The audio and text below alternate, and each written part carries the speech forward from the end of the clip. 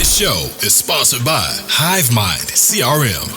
It is more than just a CRM. It is a real estate and business mastermind that comes with an all-in-one CRM. You can have unlimited websites and users. You can call, text, RVM, and email all in one user interface. And you can set up custom automations for any type and multiple businesses. 65% of companies start using a CRM system within the first 5 years of business. Once implemented, the HiveMind will save you on marketing, give you more time, and make more money. One of our users had his first $100,000 month using our system in June. We want to see you automate and accelerate your business. Text us at 210-972-1842 for future meetings and, of course, to get our $1 course on how to make more than 6 figures on one land deal. You can schedule your free demo today at hivemindcrm.io.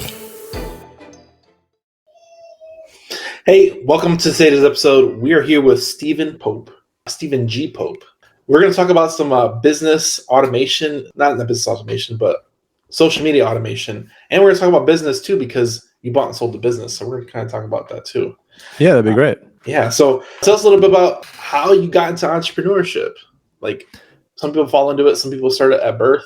It's different for everybody. Yeah, I think for me, it was really at birth. So like, I was always trying to design products and sell them to people. And of course, it's always your family first, right? And like I think the first couple of sales you get is always like a sympathy kind of purchase, right?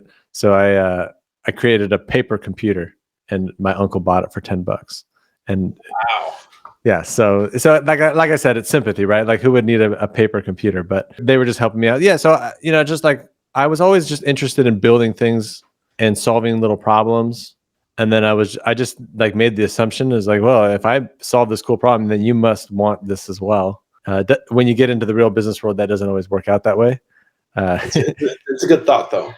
Yeah, but it's a good early thought to have, that just everyone wants all your solutions, especially in the tech world, right? Because like I'm in the tech, I helped a lot of startups too, and like everybody has their brilliant idea, and like most of them go nowhere. But yeah, I mean, I think I was always just interested in selling stuff, coming up with products. And then it just so happened, like after I got my degree in computer science and went out into the job market after that, it was the first .com bubble.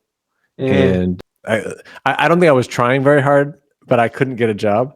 And it just so happened that like a few people started reaching out. It was like, oh, computers. I've been doing computers since I was a little kid. So like for me, like there's all these separations of skills now, like DevOps and programming and hardware. And so like to me, it was all like, I just knew how to do all that stuff. And so I knew how to kind of piecemeal lots of things together, hardware, software. And so like when I would go work with startups, that worked out really well, because like no startup, well, I can't say no startup, but a lot of the times you're kind of putting things together. And so then I ended up doing consulting, and then I was just doing good work for people, and then ultimately built that company up, to a couple $1 million a year. I was Inc. Magazine's fastest growing companies. And then I sold that. So my entrepreneurial journey has really just, been from the beginning. I've only had a W-2 job, like probably 2 or 3 years of my life. No, one of the big things about entrepreneurship is just finding that whatever that problem is, and it might be a good idea to you, but the marketplace will tell you really quick if it's a good idea or not. Yeah, that is kind of the cool thing too, but it's hard for people to take that leap. It's like you can get the marketplace to tell you things before you even build it, but it takes some restraint to do that, right? Like, because for most entrepreneurs, you get excited. It's like the only thing you want to go do as soon as you have that idea is to go build it. And the thought of going out and just asking people if they want it, I think that all sorts of things get in your way. Like you're afraid they'll say no, like maybe deep down, like they don't really want it, or you have to go talk to people. So if you're introverted and especially in the tech space, you got to go talk, and that could be nerve-wracking as well. So there's all these different things that kind of keep you, because the interesting thing, there's a lot of entrepreneurs out there. I think this is more of the rare type, but they don't like come up with any problems. They don't solve any, they just go and ask people, and then the people tell them, and then they go build it, and they take the fast route. But I think those types of people are a little more on the rare side.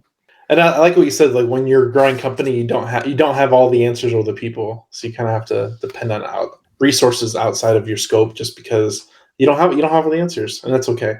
Yeah.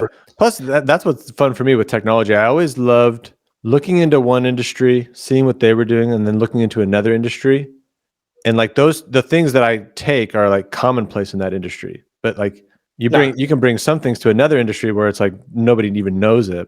And then if you take two existing ideas and put those together, it's like you can make this hodgepodge. So there's like when you're coming up with ideas, like there's a few different ways. It's like you can have a purely original idea, which I think is more on the rare side. Yeah. Or you're borrowing things from other industries, or you're combining different things, or you're just doing like a hodgepodge of all of the above. I've noticed that, and it's crazy. I've noticed that recently is that like there could be like you said, one industry like totally everything built out, and then you go to another industry and like they're totally missing that one key piece that can accelerate and make things better, and it's just not there. And Yeah, produce it and pitch it to that niche of fly. Yeah, especially like content, right? So like startups, they're understanding this kind of thing. Like they're like startups understand content, need to get my word out there, organic content, like in the professional services realm, consultants. I mean, not to say that none of them know about that, but a lot of them are just stuck in the old school, like traditional networking groups. And not to, I always want to make sure I'm not like bagging on traditional networking groups. A lot of people have made a lot of money and build successful businesses, but I don't think it's necessarily the future of like just a few people in a city getting together and just getting their 2 minutes to give their pitch every other week. There's a lot of ways to scale your business, and content is one of them. But like most professionals out there just don't, it's like totally foreign, even though like the startups are just like, this is the best way to grow. It's like the phone book. Everybody's like, I want to get in the phone book, listen in the phone book, and pay ads for the phone book. I'm like, no one has phone books anymore. Yeah. I mean, we laugh, but it's like a lot of businesses, it's still the same thing. It's like they don't, I mean, they're experts in what they do, right? So they don't have some of these common things. And like when you start to get on video, I don't know how you were, but like I was terrified to get on video. And so like in marketing strategy, like it's actually not complicated. It's like one of the most, like if you just go to Google and type go-to market strategy and just read it for like 10 minutes, you'll be like, whoa, that was so simple. Like obviously who, what, why, where, and how. It's like, it makes so much sense. But like, if you don't look at it, then marketing could be really foreign to you. And then you're just like always trying to piecemeal things together, and like, you don't know why things work or why they don't. And so like, you can just never figure it out. So what's something, and I think, how long did you operate your own business before you sold it? I think I was 12 years or so. Wow. 12 years. Yeah. So this is a question I like asking for people that have been doing it for long. How do you prevent burnout over doing this for 12 years? Yeah. So I think partly, that's interesting. Like, I think for me, like I've always had a certain resiliency. So like, I definitely would say I was burnt out at times, but I would just kind of like check out. Like I've always been able to recover from that kind of thing, because but I do think it's like you want to reduce the number of things you're doing. You want to have focus. You want to be focused on making an impact with people, because it's really easy to get yourself into a thing where you're just doing stuff and you've lost touch with the fact that you're supposed to be making an impact in people's lives. And like impact usually comes from going deep on something, not from doing a lot of stuff. And so I think kind of keeping a measure on some of those things, and because you only have so much time, and you need to have fun with the process, have fun with it, and give yourself some time off and spend some time with your kids if you've got kids. And so it's like that's probably the best advice I could give you, is like enjoy the process, I guess. Was there a point that the reason why you sold your business was like, it was like, hey, it's bigger and better things? Was it the money? Was it the freedom of not having to do that thing anymore? That one thing that took all your time? What was the biggest reason why you sold your business? I think ultimately I fell out of love for helping other people build technology. Oh, okay. Because it's really hard, and it was getting really competitive, and I didn't really want to niche down into something. So I think if you're going to build a software agency right now, like probably your best bet is, it's like, I think there's only two directions. You go, you're the cheapest on the market, and then people will pay you, because lots of people need technology. So if you're cheap and you do semi good work, people will pay you for it. Or you go kind of niche, right? And I grew up doing all sorts of stuff, so I didn't want to be niche. And I just got tired of, and I'm sure if I had the wherewithal at the time, I could have solved this. Like if I knew some of the things I know now about marketing and like niching down, but I didn't quite grasp all that like I do now. But I just got tired of like people not appreciating what I was doing. Like it was a funny thing in technology. It was always like the hardest thing everyone thought was the easiest thing. And the things that were the easiest, they were like, whoa, that's incredible. And it's just like with technology, it's like it usually, especially when you're like doing consulting, a lot of the times it just didn't go exactly the way I wanted. I mean, we did a lot of, kind of like making it sound real negative. We did a lot of great work for a lot of people, but I just got tired of some of that friction of like, oh, we're over budget. Well, it's like, yeah, you're over budget. This is technology, man. It's like, it's always going to go over budget. It never comes out the way you want it. And, and like that people would spend all this money on these startups. And like we were talking earlier about like product market fit, they didn't really have product market fit. They're building all this technology and it would go nowhere. And I guess I just got tired of that. Spinning the wheels. You wanted a greater purpose. Yeah. Well, that's a funny way you put that, because it's like, I wanted to tap into a purpose. I probably, like, knowing some of the things I know now, I could have probably applied some of that, but I wanted a purpose. I want to like make an impact on people's lives. I have a pretty specific purpose in life now, which is really to like, because this is at the core of what I'm good at. I've always been really good at like seeing the potential in people. And if they're interested in hearing my perspective on that, then I'm good at helping them get the tools and resources to help them reach their maximum impact. And so that's kind of like, regardless of what I do now or what I was doing before, it was always with entrepreneurs and business owners for the most part. And so like I'm tapping more into that now. Like, how can I help these people and make an impact and help them make their biggest impact? I think I want to hit a point though that you just said, is that you sell to people who want to be sold versus people that don't. Yeah. Not everybody wants to get sold. And kind of worded it a little tricky there, but that's what you said. Yeah, well, because like I have opinions on, like, if I got to know you better, I'm sure I would come up with all sorts of stuff like, Daniel, you could do this, you could do this. You might not care what I have to say. But so I've had to learn that as well. It's like there are people that are really interested in what I have to say about their future. And then there are other people that could care less about what Steven has, like what Steven's vision for my life is. It's like, it's just because I see something in somebody doesn't mean that's what they want or what they're looking for, So like, it's just something that I have, but it's not necessarily it doesn't mean that it fits with everybody. I think that's wisdom in your experience talking, because a lot of people struggle with that early on. They think everybody like, and I have had the same issues. That's why I recognize it too, because I'm like, I can help people. I can help so many people, but nobody wants to listen to me. And I'm like, well, maybe it's the way I'm saying it. Yeah. And then, but also, and that's the interesting thing is like, you make that realization. Now you have to make sure you don't go the other way, where you dilute yourself and you start telling yourself that nobody cares about this, because there are people that do. You just have to kind of find your tribe. And that's what's cool about the internet now, is that you can find your tribe. Like, you have to put in some effort. You have to commit to them before they'll commit to you, but you can go out and find your like-minded people, right? Like you came across a TikTok and you saw what I was doing and you're like, hey, this guy is like, somehow we connected, and social media allows us to do that.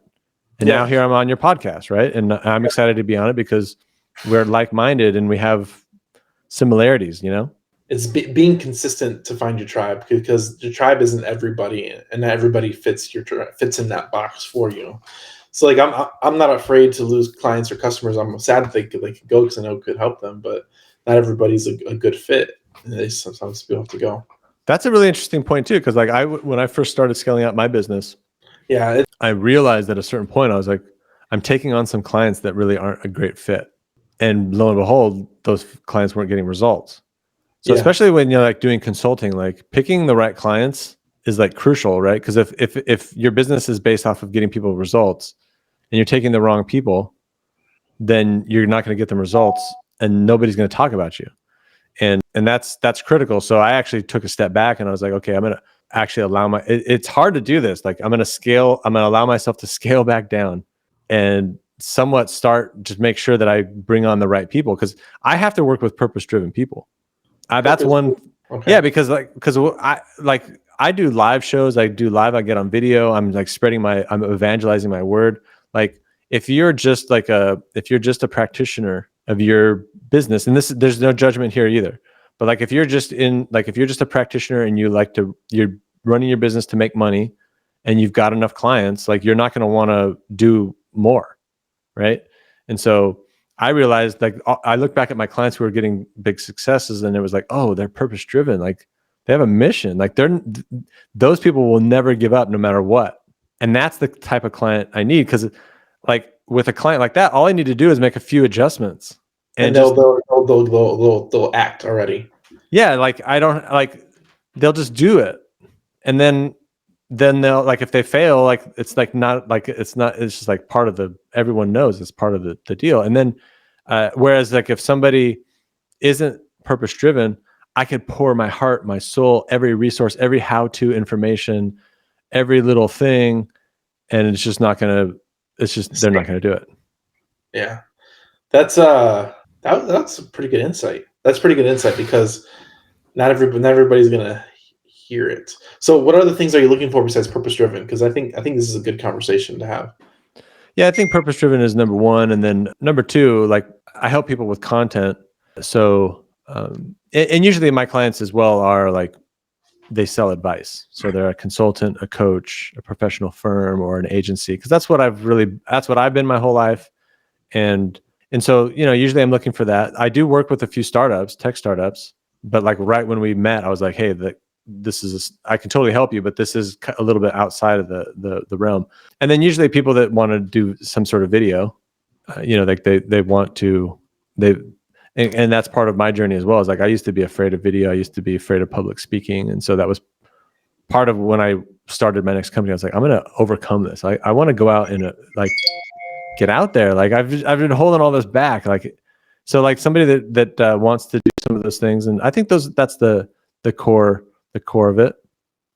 And somebody that wants to make an impact, right? So I guess purpose and impact kind of go hand in hand, but like, and a lot of my clients, they're trying to get, they're trying to build freedom in their lives. So purpose, freedom, impact, that kind of thing. There's a greater purpose that you can tap into that finds out their driving force. That's usually going to push them down to become successful, and use that. And it sounds like you have to determine that even up front before you even bring them on as a client, because if they're not purpose driven, impactful, and willing to succeed, they're not going to, whether they put money or a lot of money or a little bit of money, they're just not going to do it, because there's no inner fire. Yeah. And I think that, and like when I look back at one client that is just very successful, she has this really clear purpose, and like it's on her podcast, and it's just like you read the purpose and you're like, dang, that's like, it just like, even though it's not like, I'm not really in her sphere, I'm like, dang, that's a crazy purpose. Like, and it has this big vision, right? It's like, it's probably like, it's even probably something that she might not be able to like solve all on her own in her lifetime. Right. So it's big, it's even bigger than your own life, but you see how you're going to fit in your journey. And maybe in a few generations, this will come true, but that's what I think a good purpose is, right? It's like the purpose is even bigger than you in your lifetime. How did you come across your purpose? Because I know it took you, I mean, you've been an entrepreneur for so long. Was it something that you saw the thing that needed to be fixed and resolved, and that's what you kind of dove into? Or was it like, I mean, most of the time it's just wisdom and time, right? Yeah. I mean, I think I've always had it like on my fingertips. I did end up hiring my own coach, and he was really big into the purpose thing, and he did help me kind of formalize it. So I had a little bit of help on that. It was right there. Like it didn't take me a long time to kind of, but like I had somebody kind of just help me kind of put it together, and like, and also sometimes I think, just a good coach will like force you to do it, like make you like this is important, man. Like I'm not going to let you do anything else until you kind of like formalize this. And so, and I think it was helpful. Like because here's the other thing is like when I wake up every day, I look at that, and regardless of how that day goes, right? So it's like, or if I don't want to do something, I can look at that and say, oh, I'm supposed to be contributing to this. And it does make some of these other things that you're doing a little more palatable, because you're serving something bigger. Because there are certain things, I'm sure you wake up every day, there's certain things you don't want to do. Yeah. Like there are certain things that I do that I don't like to do. And like, you have to kind of figure out something that's going to get you past that. Because if you get real micro on some of these tasks, you might just quit. Yeah. One thing I didn't realize about this till a couple of years ago, but how important is it to have a coach or mentor in business? Because in like the regular world, everybody's like, how can I afford a coach or mentor? Because they're thing. But when in the business world, it's like I talked to a mentor of mine, and he has a health coach, he has a business coach, he has all these different people that help him become the best version of himself in his personal relationships, health, like all these different people that influence him. And he Right. pays them all. So like, how important And is some the of them are coach? expensive. Some are expensive, exactly. Yeah. I think it's important, and I look at coaches and mentors a little bit differently sometimes. And I don't know if there's a real line on here, but like I see mentors as a little bit more of like a friend, and maybe you're not necessarily paying them. And like the conversations are a little less guided. I think a good coach whittles everything down to like the next most important thing you should be working on. Like, cause that's what I think a good coach can do is like, there's all these millions of things, but like, what's the single most important thing that you have to solve right now? And then how do you solve it? But I think it's imperative, especially if I'm a coach, like, why would you hire me as a coach if I didn't have a coach? Like it would be kind of incongruent, right? Like, hey, hire me, man. Like, and then you're like, do you have a coach? No, I don't, why would I have a coach? Yeah. So I think it's important. Like the coaches, I think there are lots of bad coaches, so you got to find the one that fits with you. But I think it's important because you only got one life, and you want to like reach not everybody, but like you want to achieve certain things, and so why not have somebody that can like just help guide you and help you stay focused, and if you get one, listen to what they say, Yeah. Otherwise, otherwise, what's the point? Do everything they said. If the coach is where you want to be, do what they say, because they've already on that path. Now, in truth, like there's no coach that's going to be able to promise you something, so something might not go the way you want. But if you're going to hire him, do it, because if you don't do what they say, then either, and there's a million reasons why you might not, you just might be don't want to do it, or it's just like you have to conquer some fear. But if you don't do it, you're never going to know. Like it's always going to be this like thing that's like, were they right, or it's just going to leave like some sort of ambiguous nature to the relationship. I will 100% agree with that, because it's shoulda, coulda, woulda. Yeah. Like if I would have done it, would have worked, but I didn't listen to it because I'm stubborn, and I realized I'm stubborn 5 years later. But would it have worked 5 years ago? And it's one of those things like the past is hindsight, of course. You can't really redo the decisions, but you always, the bigger the decision that you didn't make at that time, you always feel the ramifications in the future. Yeah, and a good coach, I think most of the time, is just giving you something subtle to do. It's the subtle shifts that usually produce the most results.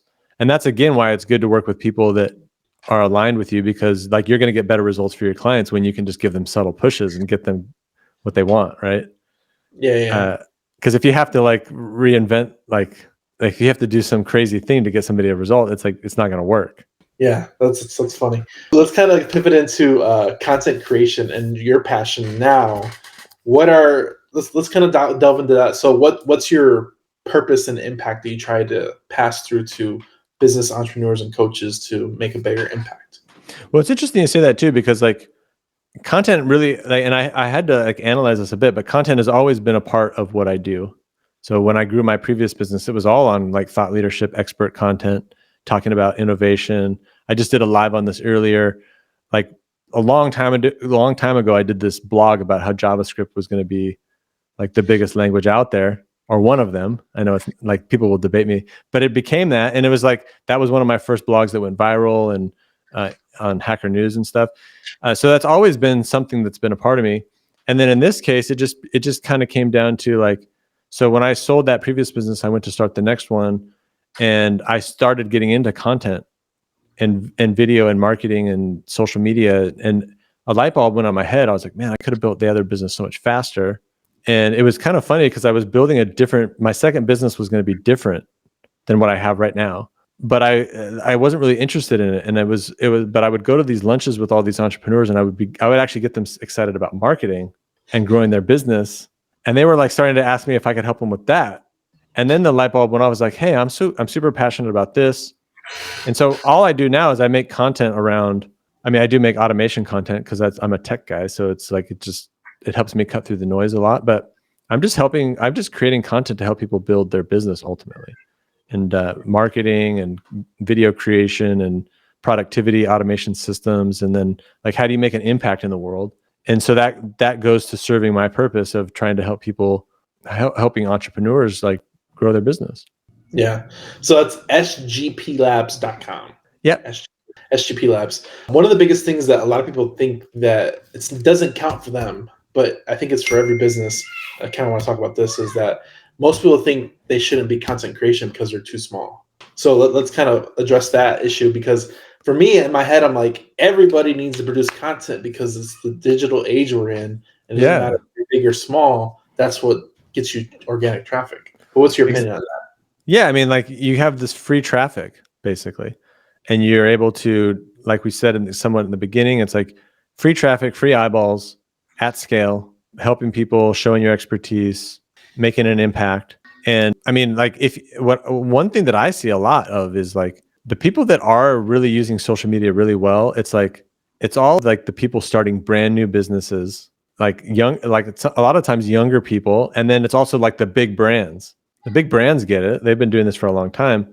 It seems to be there's this portion in the middle, and I'm sure it's like smaller business as well. But I just think they're stuck in an old mindset. It's just like networking groups, and like trying to do the pitch once they like get somebody in a chair, and it's like the world has just shifted. And the funny thing is, as well, is you talk to most of those people, and most of those people have bought products from social media. They've either hired someone or bought a product from something they found on social media. So like they're not even making the connection that they're not participating in the thing that they use to make their own buying decisions. It's a funny story with that. So my wife bought something online, and me as my marketer, I'm like, what was the lead page like? Send me the lead page. I'm going through the funnel, because whatever sold her, I want to see that, because now my intuition is going like, I can copy that. I can use that, because if it worked on my wife and it worked on somebody as a consumer, me as a producer and seller, I need to figure out the angle. So it's a funny insight you said there. Yeah, and on that note too, like we were also talking about like testing your ideas. Like that's how you can test them, right? So like if like a lot of times people are, when they hire me, they're like, what idea is going to be good, or like what's the best offer? And I'm like, I'll help you get that formulated as quickly as possible, but like only the marketplace is going to tell you that. So like when you have these ideas, and this is the genius of like TikTok, at least right now, is like instead of like trying to make the perfect video, you just throw stuff out there. And it's like, did people react to it? Did they ask you questions? Did they ask for more? Like I'm always surprised, like the videos that do well there. Like it's not the ones that I thought would do well. But then once I've done a few of them, then I can go back and say, okay, I guess people want more of this. And that's why I keep making those automation videos, is because they just seem to pop and they cut through the noise. Because I think it's like that's something that I can do that nobody else can do. Yeah.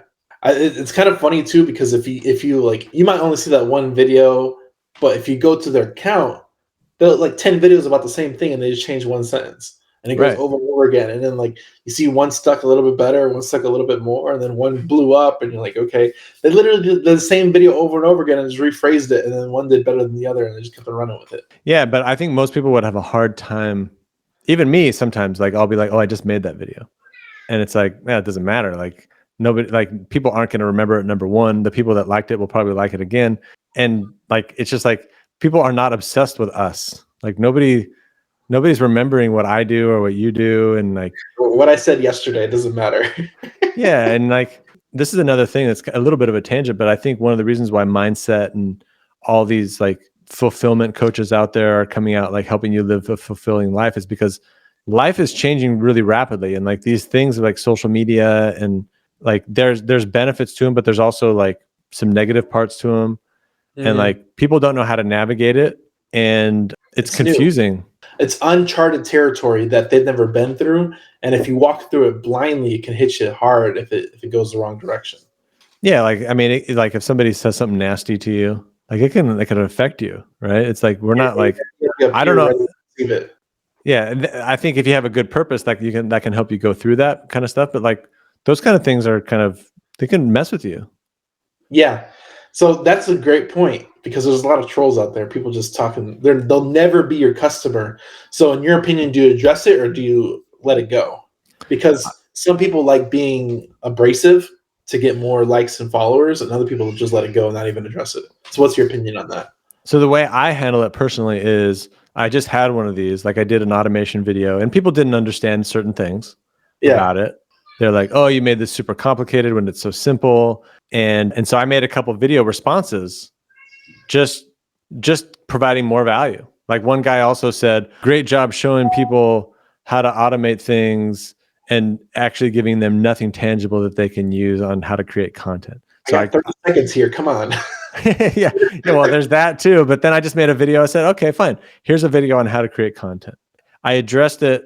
What's kind of cool about it too is like I didn't like address his comment. Like I didn't answer him. I wasn't talking to him. I just made a video on how to create content. And his little comment was sitting up there so that people could see it. And then at the end, I just said, hey, here's how you turn a negative comment into something positive. So I try to do that. And then I feel a lot better too.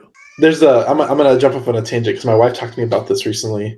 Somebody, and this is a celebrity thing, and I'm like, I'm not really into that, but there was a point, and I thought I'd never bring this up, but it was crazy. Somebody in a family member, some friend of a celebrity told some gossip around them, and a friend of hers is like, well, if it's already out there, use that gossip and make money off of it because they might have made a little bit of money, but you can turn this into a large revenue source.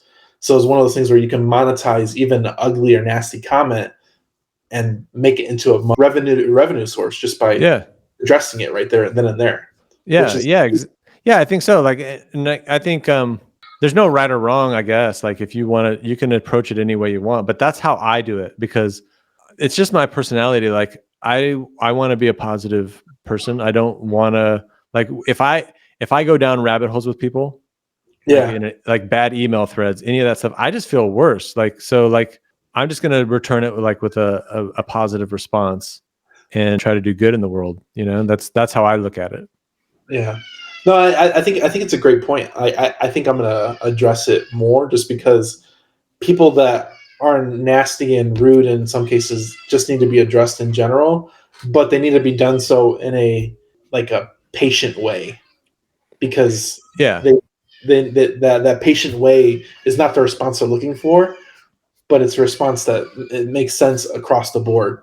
Yeah, I agree. And then also plus like having a little bit of like thick skin too, because there are some people that are leaving legitimate comments.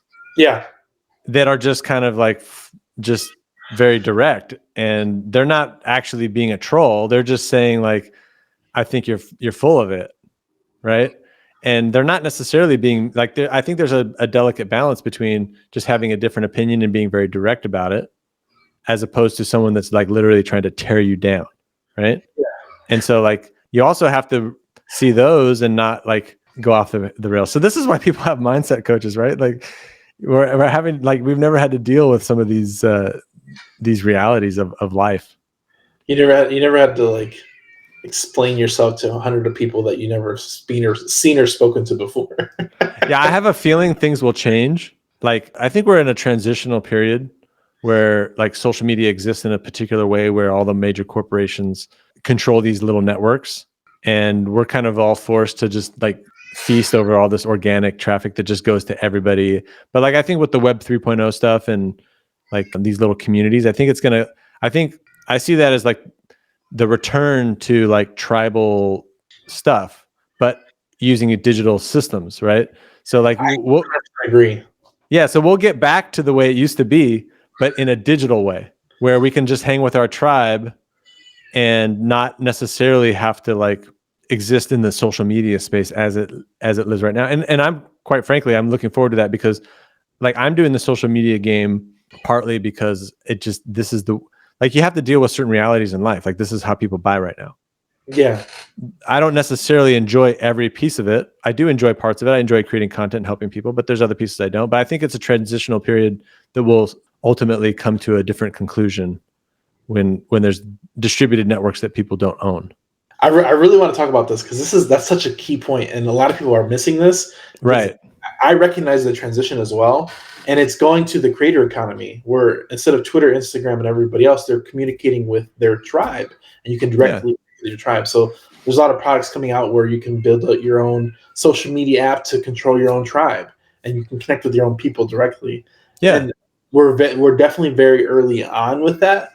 But if you want to monetize and build and capitalize on this transition, you got to start producing content now to actually build your tribe now, because once the tribes are built, that's all. I mean, it's going to be a lot harder to build, find, and coordinate your own tribe because they're already giving you a secondary tribe. Right now is the transition point where you can kind of catch people while they're transitioning in that stage.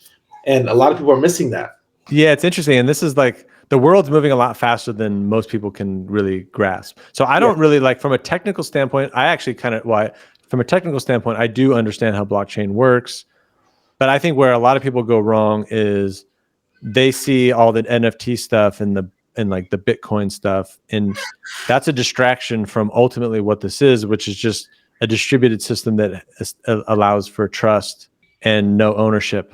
And if you understand the fundamentals, like that's huge, because humanity exists on trust.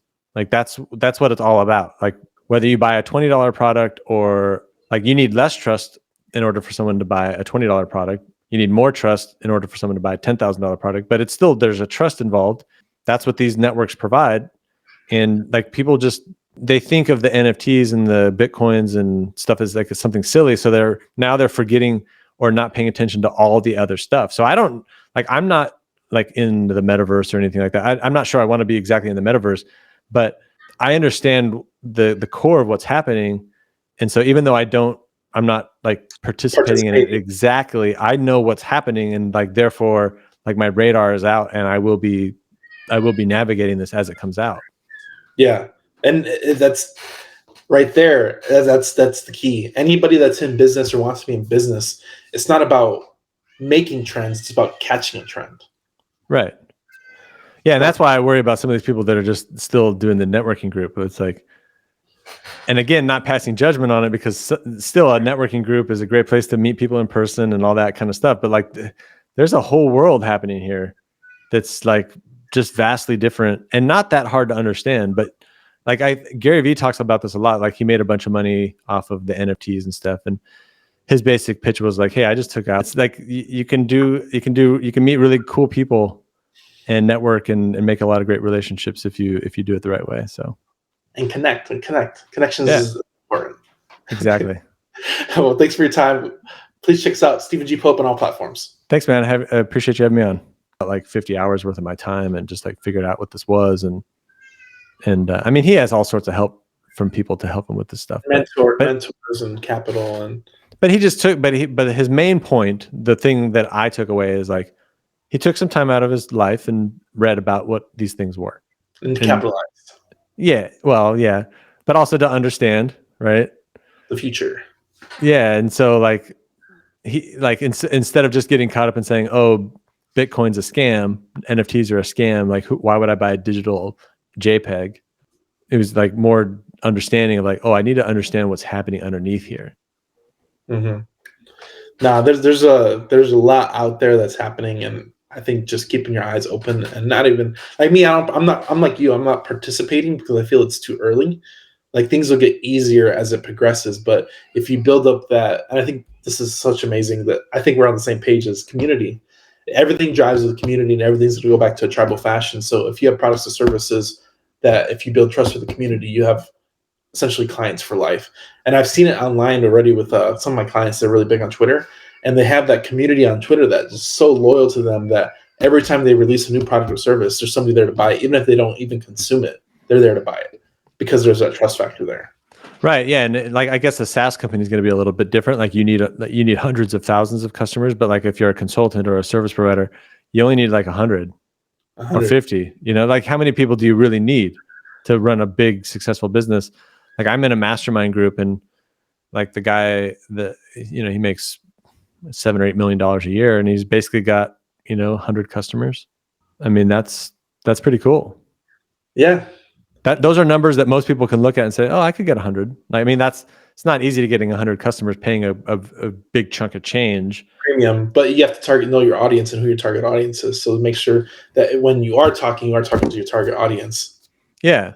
And then just realizing that, like, I think a lot of us are selfish in a lot of ways. Like, out of all of the followers I have on TikTok or whatever, I don't need them all. I just need a few trusted people. And I don't, so it's just like, I think perspective plays a role. in some of this stuff, like, because you can get caught up in like feeling like you need more and more and more and more. 100%, 100%. Man, we covered a lot in this conversation, and it's definitely not what's normally covered on these on top of these calls. I'm sure this is a different conversation that you normally have as well. It is, yeah, it is. Definitely check him out. TikTok, YouTube, Stephen G. Pope. What is a quote that is yours or somebody else's that you resonate with? Oh man, a quote. Oh geez, this is like where. See, I'm dyslexic, so I'm bad with this kind of thing. I'm trying to remember I'm trying to be smart and remember this Peter F. Drucker quote, but it's like not there. But I can't. That's why I like asking this question, because sometimes it's like I did one yesterday, and they're like, oh, I put this on every email. It's my body, my email, and it's like that's something that it's like believed to my core. And some people it's just like, oh, I have a ton of them, and I can't think of them all. And then there's other people like, I got 10 of them. Which one do you want? Yeah, and I'm kind of like the ones like I'm not sure I have one. So I mean, we can make one up for you. I think something is being impactful and making a difference. Yeah, I think so. Yeah, freedom, impact, and purpose, maybe. Freedom, impact, and purpose. So now you got to make that the body of your email, because now you know. That's somebody true. Somebody asked you what it was, and now you know what it is. It's funny too, and I kind of came back to that same realization just a few days ago. I was running around the track. Because you can lose touch with those things, especially if you're in tech and you're doing automation and stuff like that. You can really lose sight of like, especially, and I tell people this in my automation group too. I'm like, make sure you don't start all this tech stuff before you like are just creating content and like you have a workflow. So it's like, yeah, it's like freedom, impact, and purpose. We'll get to it eventually. We'll make it happen. We'll find it on the call. Yeah. No, it's amazing. Is there a book that you can recommend to our audience that's changed your life? Again, I'm dyslexic, so I don't read as much. But there was a Peter F. Drucker book that I did read that I thought was really awesome. It was about management. And that was a really great business book. And it's written by just like an old school guy. So it just has like fundamentals in there. And then there was actually another marketing book that I think really kind of opened my eyes. It was Building a Story Brand by Donald Miller. And so I've consumed all sorts of content, like from video and stuff like that. That's a little bit more like on the personal side and the personal development side. But like in terms of like business and books that I've read, those are the two ones that like really stand out because they were very tangible and like actionable. So a lot of marketing books, they're kind of like, they're interesting.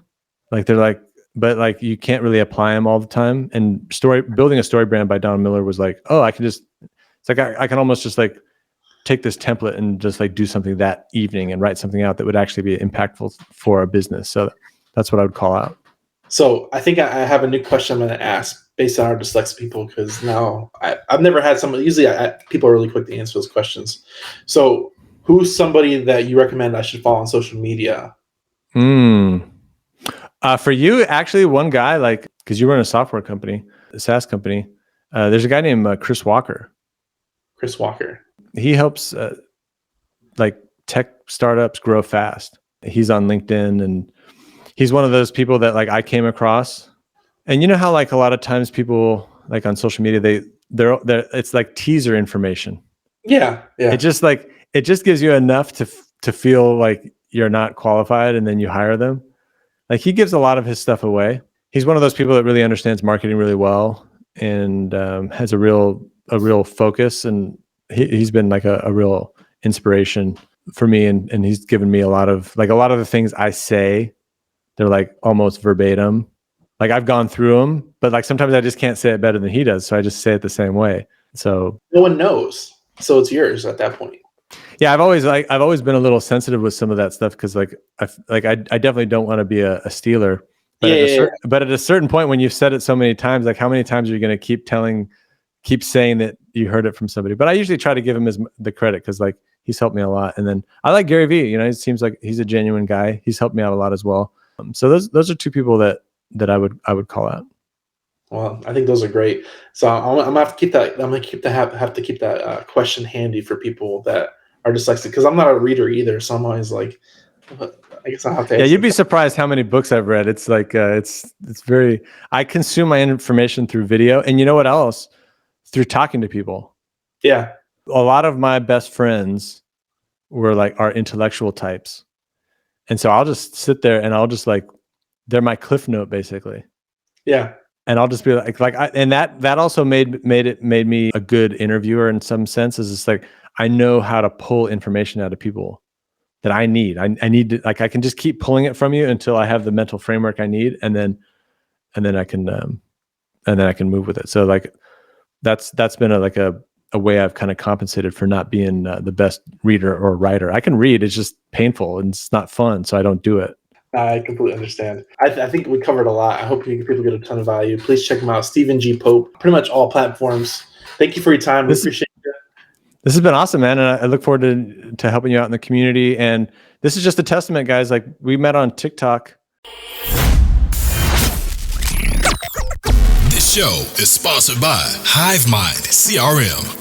It is more than just a CRM. It is a real estate and business mastermind that comes with an all-in-one CRM. You can have unlimited websites and users. You can call, text, RVM, and email all in one user interface. And you can set up custom automations for any type and multiple businesses. 65% of companies start using a CRM system within the first 5 years of business. Once implemented, the HiveMind will save you on marketing, give you more time, and make more money. One of our users had his first $100,000 month using our system in June. We want to see you automate and accelerate your business. Text us at 210-972-1842 for future meetings, and of course to get our $1 course on how to make more than 6 figures on one land deal. You can schedule your free demo today at hivemindcrm.io.